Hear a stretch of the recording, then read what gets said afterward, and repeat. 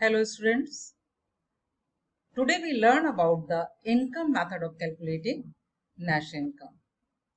So first of all, we learn about the income method. Income method is also known as distributive share method or factor payment method. Distributive share method क्यों कहते हैं? क्योंकि इसे हम circular flow of income की distribution phase पर major करते हैं और मेजर करते हैं फैक्टर पेमेंट के रूप में. According to this method, national income is estimated in terms of factor payments to the owners of factors of production during an accounting year. अब इसमें हम डोमेस्टिक इनकम कैसे मेजर करते हैं? Domestic income is the sum total of factor income generated within the domestic territory of a country during an accounting year. हमें जब national income निकालनी है तो हमें सबसे पहले net factor income from abroad मालूम होना है. तो net factor income from abroad is added to domestic income to find national income. And this net factor income from abroad is the difference between factor income earned by residents from rest of the world and factor income earned by the non residents in our country. Factor payment, एक बार फिर से इसको समझ लेते हैं. What is factor income and factor payment? It refers to the income earned by a factor as a reward for rendering his factor service. यहां बच्चों एक चीज ध्यान रखिए, जो फैक्टर इनकम है वो रेसिपिएंट के लिए है, फैक्टर पेमेंट जो दे रहा है. ओके बच्चों. Now classification of factor income. वैसे तो आपको मालूम है कि 4 फैक्टर्स ऑफ प्रोडक्शन है: land, labour, capital and entrepreneurship. और लैंड के एवज में रेंट मिलता है, लेबर के एवज में वेजेस एंड सैलरीज, उसके अलावा कैपिटल के एवज में इंटरेस्ट एंड एंटरप्रेन्योरशिप के लिए profit. But we broadly classify the factor income into 3 parts. First one is compensation of employees. It is the income from work. Compensation of employees refers to the amount paid to employees by the employer for rendering productive services. It includes wage and salary in cash. जो cash में payment हो रहा है, basic salary है, DA है, चारे है, ये सारी चीजें आपकी wage and salary in cash में है. Wage and salary in kind. जो वेज एंड सैलरीज काइंड के रूप में मींस फ्री फैसिलिटीज के रूप में मिल रही हैं.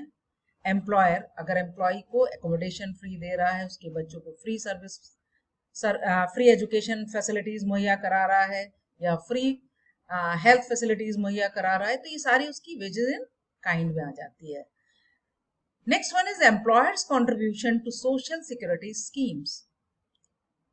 जो एम्प्लॉय काम करता है उसके फ्यूचर बेनिफिट्स को ध्यान में रखते हुए, उसकी फ्यूचर सिक्योरिटी को ध्यान में रखते हुए तमाम सोशल सिक्योरिटी स्कीम्स में एम्प्लॉयर का जो कंट्रीब्यूशन है, जैसे प्रोविडेंट फंड में contribution, including retirement pension, it is also social security benefit.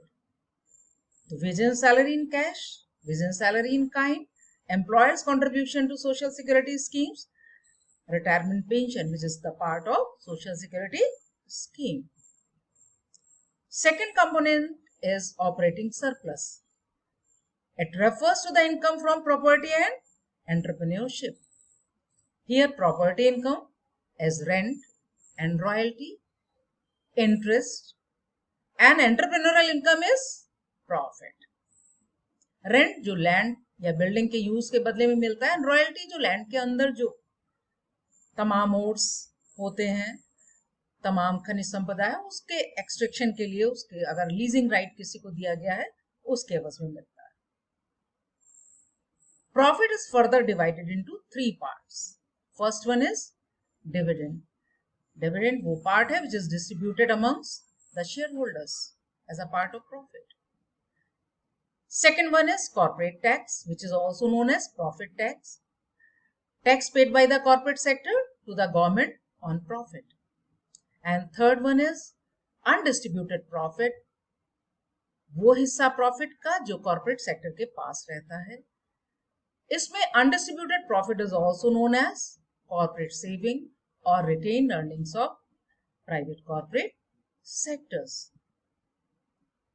Third component is mixed income of self-employed persons. It is the income generated by own account workers like farmers, lawyers, etc.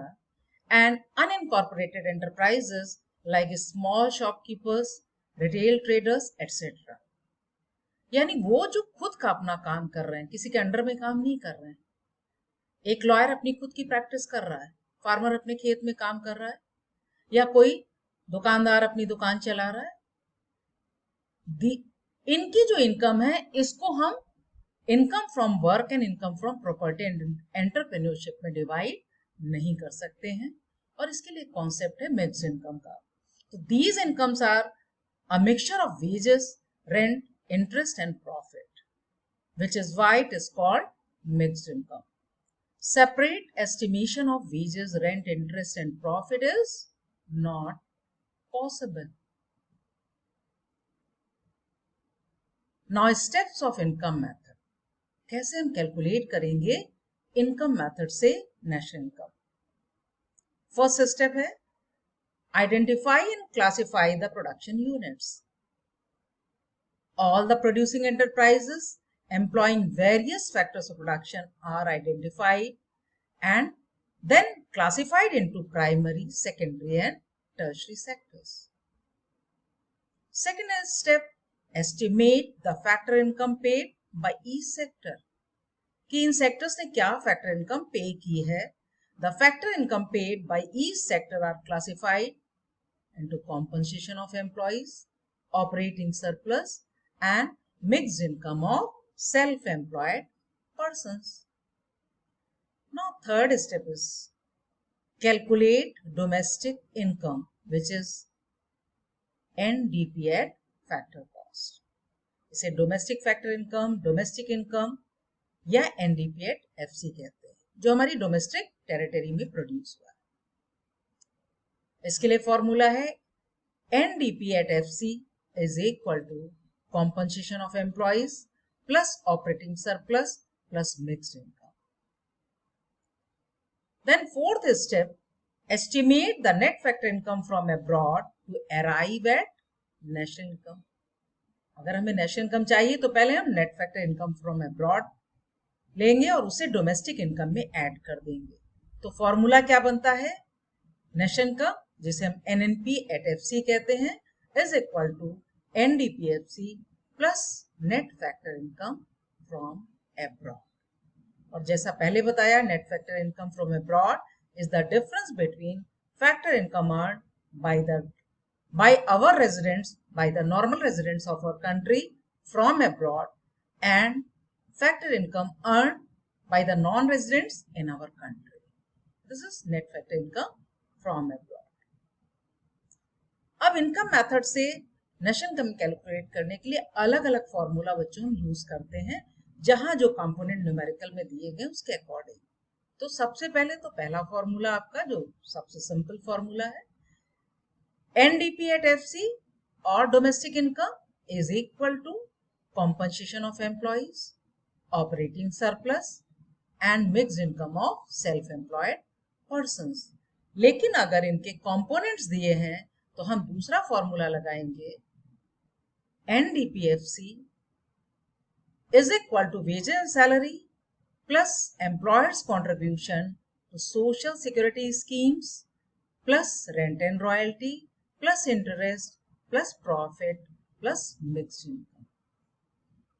अगर composition of employees एक साथ दिया है और operating surplus के components हैं तो हम दूसरा फॉर्मूला लगा सकते हैं, NDP at FC is equal to compensation of employees plus rent and royalty plus interest plus profit plus mixed income. Royalty कई बार गिवन होती, कई बार न्यूमेरिकल में हमें नहीं गिवन होती है, या फिर कई बार प्रॉफिट के कंपोनेंट्स दिए रहते हैं. तब हम NDP at FC निकालने के लिए फॉर्मूला लगाते हैं NDP at FC is equal to compensation of employees plus rent plus interest plus dividend plus corporate tax plus undistributed profit plus mixed income. Next national income निकालने के लिए हम क्या करेंगे, नेशनल इनकम या एनएनपी एट एफसी, हम NDP FC में net factor income from abroad add कर देंगे। यहाँ एक चीज और ध्यान रखना बच्चों, अगर net factor income to abroad दिया है तो ये साइन आपका चेंज हो जाएगा, तब net factor income from abroad जैसे प्लस हो रहा है वहां पर वो net factor income to abroad minus हो जाएगा, क्योंकि वो डिफरेंस होता है factor income to abroad minus factor income from abroad का। जैसा रिलेटेड एग्रीगेट्स में हम बता चुके हैं कि जो भी आपको कॉन्सेप्ट पूछा जाएगा, जो भी एग्रीगेट पूछा जाएगा, उसके लिए हम 3 फॉर्मूले तैयार रखेंगे।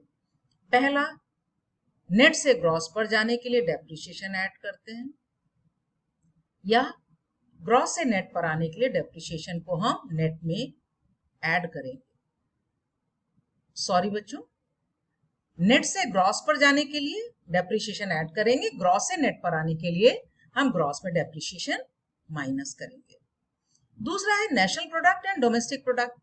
डोमेस्टिक प्रोडक्ट से नेशनल प्रोडक्ट पर जाने के लिए हम net factor income from abroad को ऐड करते हैं, और नेशनल प्रोडक्ट से डोमेस्टिक प्रोडक्ट पर आने के लिए हम net factor income from abroad को माइनस करते हैं।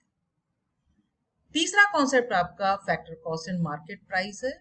फैक्टर कॉस्ट से मार्केट प्राइस पर जाने के लिए हम नेट इनडायरेक्ट टैक्सेस, इनको हम ऐड करेंगे, यानी इनडायरेक्ट टैक्सेस ऐड करेंगे, सब्सिडी माइनस करेंगे। और अगर हमको मार्केट प्राइस से फैक्टर कॉस्ट पर आना होता है तो हम फैक्टर कॉस्ट निकालने के लिए मार्केट प्राइस में से नेट इनडायरेक्ट टैक्सेस को माइनस करते हैं, यानी इनडायरेक्ट टैक्सेस माइनस होंगे, सब्सिडी हमारी ऐड हो जाएगी। अब एक न्यूमेरिकल से इसको हम लोग समझ सकते हैं कि कैसे हमें निकालना है। Calculate NDP at FC and GNP at MP from the data given below. और आइटम्स आपके पास दिए हैं इनडायरेक्ट टैक्सेस, और सारे आइटम्स रुपीज इन क्रोर्स में हैं। 9000 है, सब्सिडीज आपको 1800 है, डेप्रिसिएशन 1700 है, मिक्स इनकम आपकी 28000 है, ऑपरेटिंग सरप्लस 10000 है, net factor income from abroad -300 है, कॉम्पनसेशन ऑफ एम्प्लॉइज 24000 है। यहाँ बच्चों हमें सबसे पहले एनडीपीएफसी निकालना, जिसके लिए सिंपल फॉर्मूला आपका आएगा NDPFC is equal to compensation of employees plus operating surplus plus mixed income. और गिवन वैल्यूज आपके सामने है, 24000 सीओई है, 10,000 operating surplus plus 28,000 mixed income, और एनडीपीएफसी आपका आ गया 62,000 करोड़ रुपीज। नेक्स्ट आपसे कहा गया था जीएनपीएमपी, तो एनडीपीएफसी हम निकाल चुके, हमने राइट हैंड साइड लिखा, और जीएनपीएमपी हमने लेफ्ट हैंड साइड लिखा। अब नेट को ग्रॉस में कन्वर्ट किया डेप्रिसिएशन ऐड करके, एनपी पर जाना है डीपी से तो net factor income from abroad add किया, इसी तरीके से एफसी से एमपी पर जाना है तो हमने एनआईटी ऐड करा, और फिर सारी वैल्यूज हमने पुट कर दी फॉर्मूले में, और हमारा आंसर आया 70,600 करोड़। और इस तरीके से हमने नेशनल इनकम को निकाल लिया। ओके बच्चों, तो ये हमारा आता है नेशनल इनकम निकालने के मेथड्स।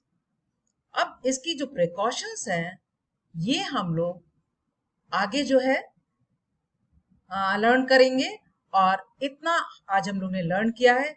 अगर इसमें कहीं किसी तरीके का आपको डाउट है तो आप हमें मैसेज करके जरूर अपने डाउट्स क्लियर करें। Thank you students, have a good day. Okay students, thank you very much.